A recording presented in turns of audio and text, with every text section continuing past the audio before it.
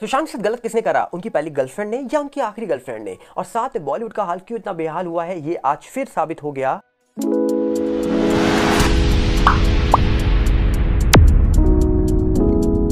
सुशांत मामले को लगभग 3 साल पूरे हो चुके हैं। कहा जा रहा है कि इस मामले में आज भी सवाल उठता है उनकी पहली गर्लफ्रेंड अंकिता को लेकर और उनकी आखिरी गर्लफ्रेंड रिया को लेकर। ये क्यों सवाल उठाए जाते हैं, इसकी सबसे बड़ी वजह है कि सुशांत जब अपना करियर शुरू कर रहे थे तब उन्होंने शुरू करा था पवित्र रिश्ता से, जहां पर कहा जाता है कि उनकी मुलाकात हुई अर्चना मतलब अंकिता लोखंडे से, और जिसके बाद उनकी दोस्ती इस प्रकार चली कि जिसके बाद तुरंत ही वो रिलेशन में आ जाते हैं और ये रिलेशन बहुत लंबा चलता है। लगभग कहा जा रहा है कि 5-6 साल का रिलेशन था, 2016 तक ये रिलेशन चला था।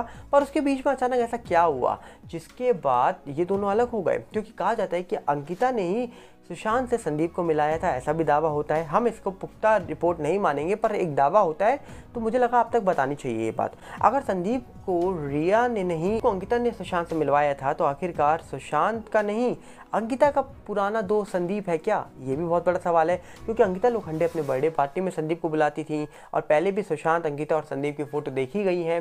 संदीप और अंकिता की बॉन्डिंग भी देखी गई है कई जगह, जहाँ पर वो पहुंचे थे। कहा जा रहा है कि जहाँ पर जो संदीप है वो गला लगा के खड़े हो जाते हैं अंकिता को, तो ये अच्छी बॉन्डिंग उसकी होती है जो पुराने दोस्त हों। तो क्या अंकिता संदीप को पहले से जानती थी? अंकिता ने मिलवाया संदीप को सुशांत से, और आखिरी बार जब सुशांत हमारे बीच नहीं रहे थे तब संदीप के ऊपर बड़े सवाल उठे थे। और तब भी कहा जा रहा है कि अंकिता हमेशा संदीप के साथ ही दिखाई दी थी, चाहे वो सुशांत का घर हो, चाहे वो सुशांत का फ्यूनल हो, चाहे फिर वो कहीं पर भी गई हो, अंकिता संदीप के साथ ही गई थी। और इसी के साथ अगर हम बात करें तो क्या अंकिता और सुशांत का रिलेशन क्या कभी खराब हुआ था? क्या अंकिता और सुशांत का रिलेशन था, इसके बीच में क्या फूट पड़ गई थी? क्योंकि कहा जाता है कि मिसालें दी जाती थी कि रिलेशन हो तो फिर सुशांत और अंकिता जैसा हो, क्योंकि ये वही लोग हैं जिन्होंने पवित्र रिश्ता में पति पत्नी का रोल निभाया था, और एक ऐसा रोल निभाया था कि लोग समझ गए थे भैया सुशांत स्टार बनने वाले हैं। और ये सीरियल जिसने बनाया था वो थी एकता कपूर, मतलब वो बिजनेस माइंडेड वूमेन है, तो वो समझ गई थी सुशांत सिंह राजपूत ये लड़का चमकेगा भी और ये सीरियल को चमकाएगा भी। और उस वक्त का नंबर 1 टीआरपी शो बन गया था पवित्र रिश्ता, जिसके बाद सुशांत ने एक अगला कदम उठाया था मूवी में जाने का, सीरियल ना करने का। और उसके बाद जब वो मूवीज़ करनी शुरू करते हैं तब कहा जा रहा था कि अंकिता को मूवीज़ नहीं मिली थी, तब अंकिता लोखंडे शायद सीरियल में भी काम नहीं कर रही थी ज़्यादा, और इसीलिए दावा होता है कि सुशांत अपने शेड्यूल में बिजी रहते थे और अंकिता शायद उस समय ज़्यादा कुछ काम नहीं कर रही थी। पर अचानक से 15-16 आते ही क्या हो गया कि इनका रिलेशन ख़त्म हो गया, कि ऐसा क्या हो गया कि ये दोनों अलग हो गए? ये बहुत बड़ा सवाल अपने आप में निकल के आता है सामने।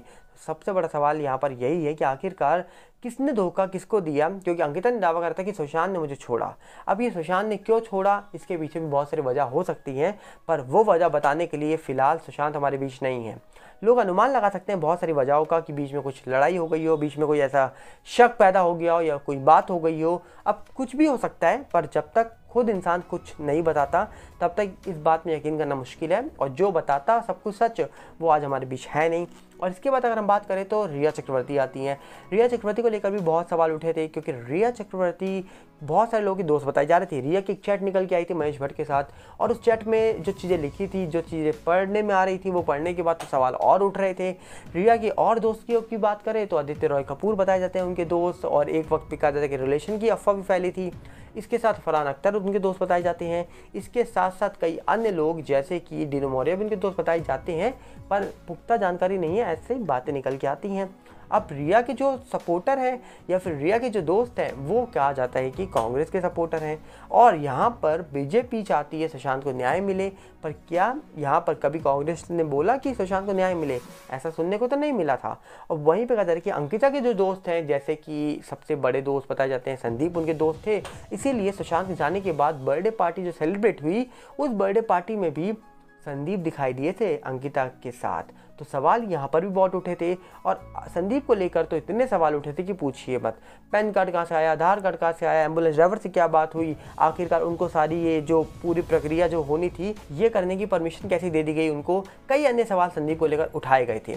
अब देखने वाला विषय है कि आखिरकार सही कौन था गलत कौन था कोई नहीं जानता, क्योंकि कहा जाता है कि अंकिता के टाइम पर सुशांत अलग हुए ऐसा दावा करती है अंकिता, पर रिया के टाइम पर रिया गई थी घर छोड़ के, सुशांत ने नहीं बोला था। क्योंकि सुशांत सिंह राजपूत के साथ क्या हुआ ये तो आज भी मिस्ट्री बनी हुई है, पर उस घर में 14 जून को जैसे मिस्टीरियस लोग आ जा रहे थे, वो भी एक आज मिस्ट्री बनी हुई है कि आखिरकार ऐसा कहाँ होता है, और आखिरकार ऐसा कैसे हो गया कि इतने सारे लोग आ रहे हैं जा रहे हैं। ये सवाल आज भी बने हुए हैं। देखने वाला विषय होगा कि सुशांत मामले का सच क्या कभी बाहर आएगा। पर वहीं पर अगर हम बात करें तो बॉलीवुड का हाल बेहाल हो चुका है, ये मानना पड़ेगा। आदिपुरुष फिल्म में जो कुछ दिखाया गया उसके बाद कितनी बुरी तरीके से वो फिल्म पिटी है, ये सब जानते हैं। पर अब अगला नंबर क्या अक्षय कुमार की ओ माई गॉड 2 का है, क्योंकि ओ माई गॉड 1 पिक्चर आई थी, चली बहुत थी और उस फिल्म के अंदर जो दिखाया गया था उस देखने के बाद लोगों ने उस फिल्म को पसंद किया था।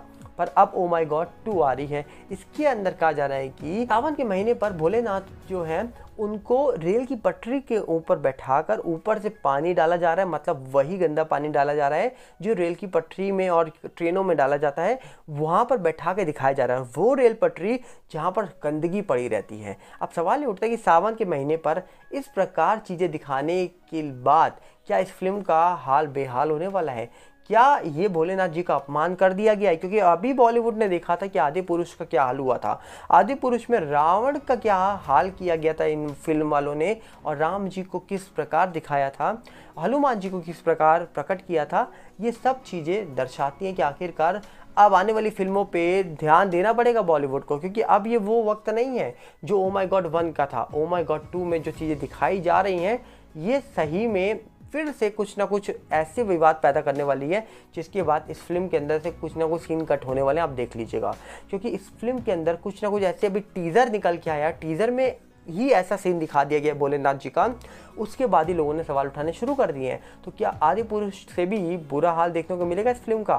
क्योंकि आने वाले वक्त में लग तो ऐसा रहा है कि एक ही साथ फिल्म आ रही है, गदर 2 भी आ रही है, ये भी आ रही है और एक और फिल्म आ रही है, चलने वाली है तो गदर 2 ऐसा लगता है, क्योंकि उसके साथ इमोशंस जुड़े हैं लोगों के।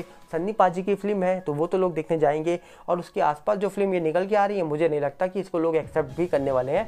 आपको क्या लगता है? अपने कमेंट बॉक्स रखिएगा। मिलेंगे बहुत जल्दी। नमस्कार, जय हिंद।